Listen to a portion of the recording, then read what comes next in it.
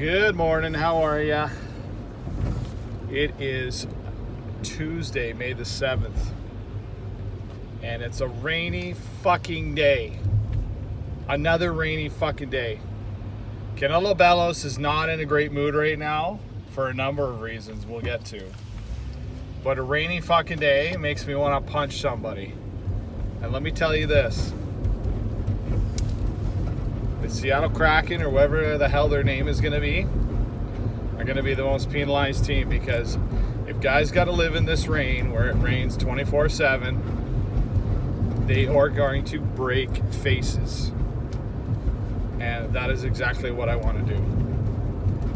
Who do I want to break a face first? Well, why don't we start with the guy that tried to break somebody else's face last night? Charlie McAvoy. Charlie fucking McAvoy. The big time fucking big hitting Scott Stevens hero. That little piece of shit. Let me tell you something about Charlie McAvoy. He is the most overrated bag of fucking milk I've ever seen in my fucking life. I cannot stand that fucking defenseman. He is not as good as people think he is. He's playing with one of the legendary defensemen who isn't having a great playoff either.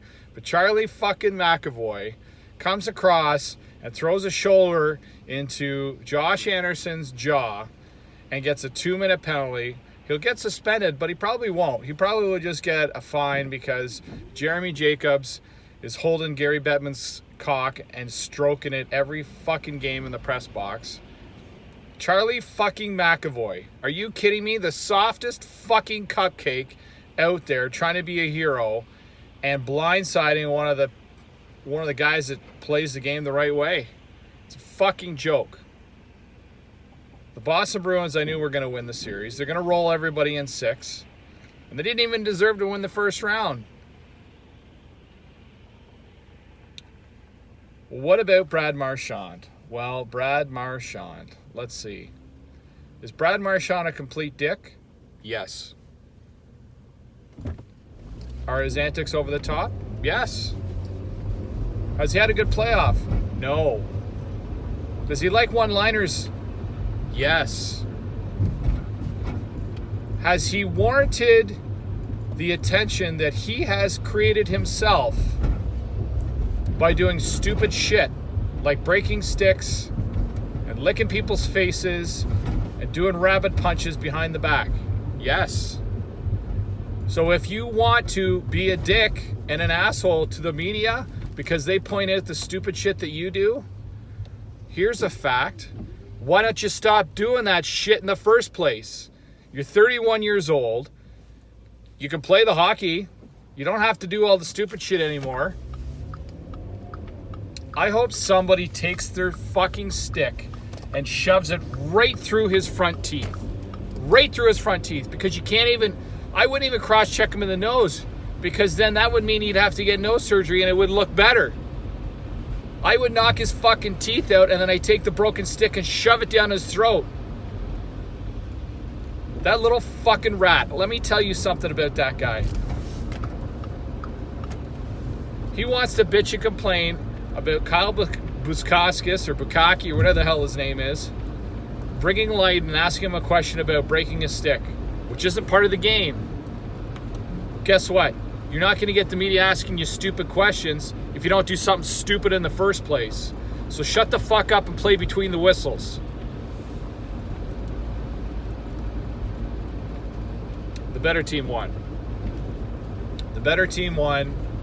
And now we have an amazing rival between the Carolina Hurricanes and the Boston Bruins. The Carolina Hurricanes and the Boston Bruins. I cannot wait for this Eastern Conference final.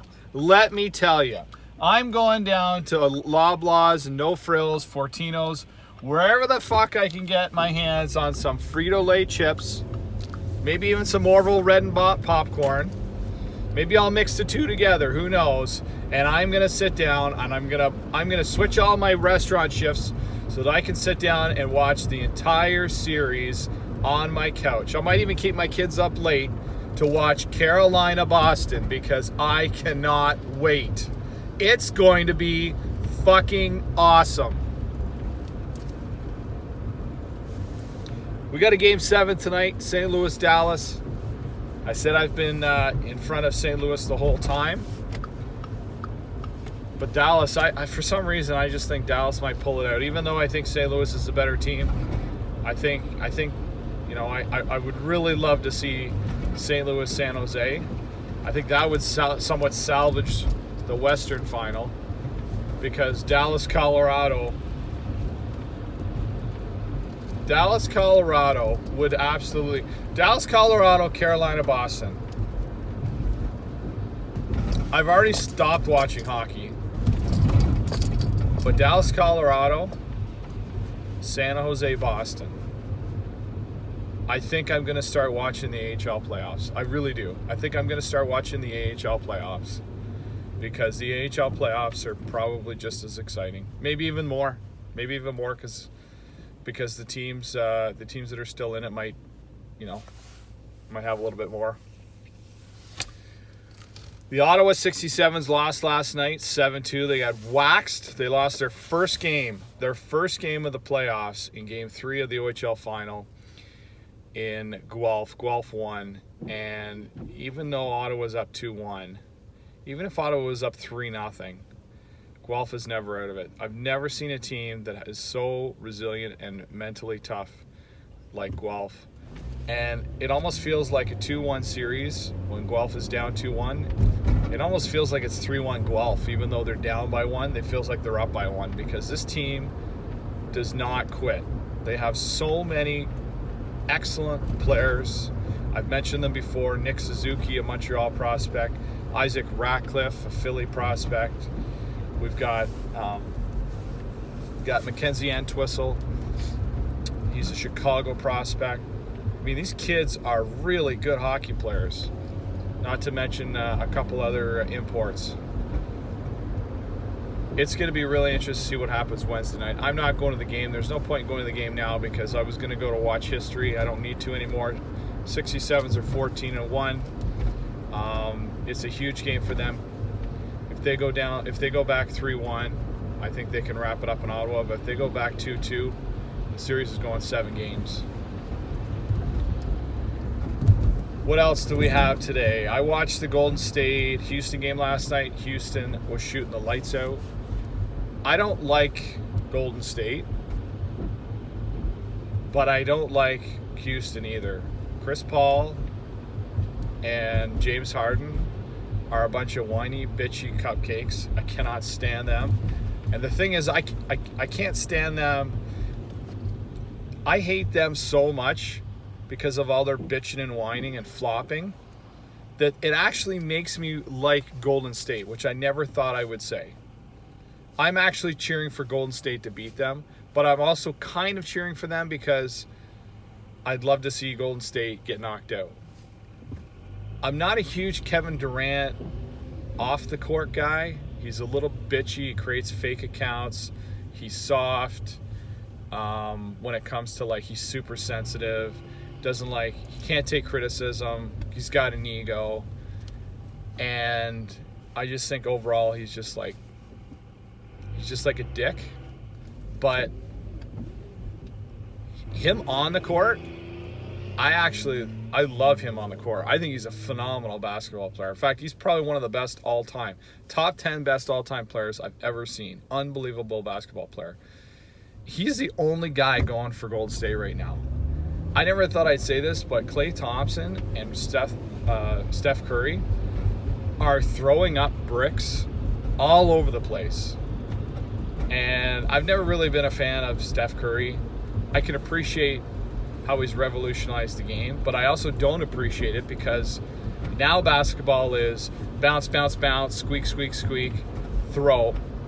Bounce, bounce, bounce, squeak, squeak, squeak, throw. There's very, very little pick and rolls, pop and picks. Like you don't see as much of that as you usually do. You don't see it down in the paint anymore. Guys dribble, dribble, dribble, squeak, squeak, squeak, throw up a brick. Dribble, dribble, dribble, squeak, squeak, squeak, throw up a brick. And then they make a hit. 40% of the shots that are going in. It's just back and forth. I watched like 3-4 minutes straight where those two teams were going back and forth trying threes, and just they're throwing it up and nothing's going in. And that's not exciting basketball to me. Making a three when it counts is pretty exciting, but you got to take the two when you can. Long range jumpers aren't sexy, I get that, but you got to win the game. And now that series is tied up 2-2. I still think Golden State, because they have home court, can win it. But they're in Harden's in their heads a little bit. They're doing a lot of switches, and Harden's playing with their mind right now. And they got PJ Tucker, who's an absolute beast. He is playing out of his mind as well. He's the one guy I kind of, if I was rooting for Houston and PJ Tucker, he's just a lunch pail type of player.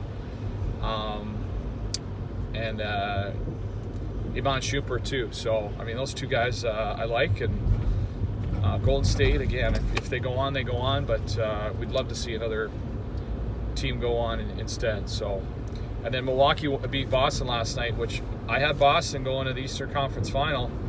And Milwaukee is spanking them now, and I think that was in Boston. I think Milwaukee's going to win now. I mean, if you lose not one, but you lose both your home games, you're fucking done. You're absolutely done, and they're done. And Kyrie is going to be traded because he's got 1 year left on his contract, and Boston's going to reshuffle. So interesting to see how that folds. Milwaukee is a good team. They are, and they are stepping up, and I didn't think they would. And then, of course, tonight, huge game. The Raptors, the only thing the Raptors have to do is make a basket. They are having a lot of trouble with Philly's length, and that's something never thought would happen.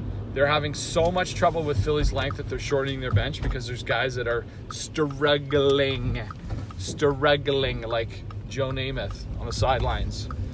And the struggling from Van Vliet and Powell. Don't forget, OG Anunoby is out for the next 3 years because of appendectomy.